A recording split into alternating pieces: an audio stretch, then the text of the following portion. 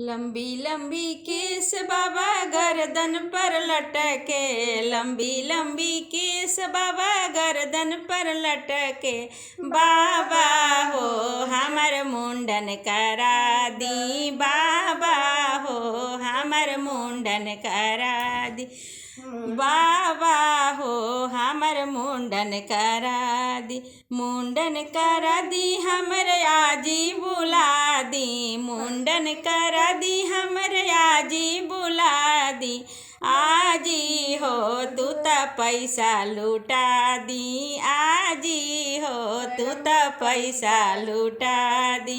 बाबा हो दुअरा नाच करा दी, बाबा हो दुअरा नाच करा दी।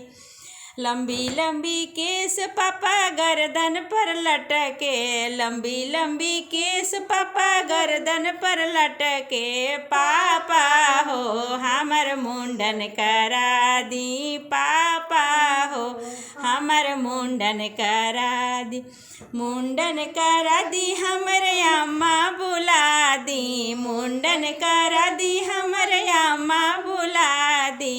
आमा हो तू त पैसा लुटा दी, आमा हो तू त पैसा लुटा दी।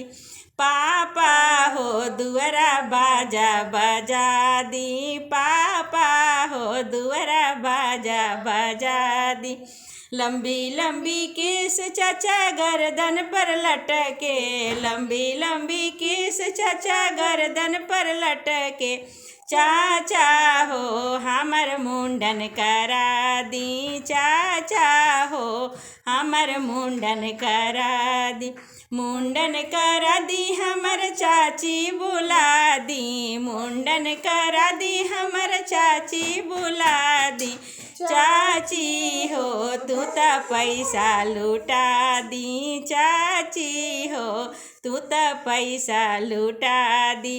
चाचा हो दुअरा बाजा बजा दी, चाचा हो दुअरा नाच करा दी।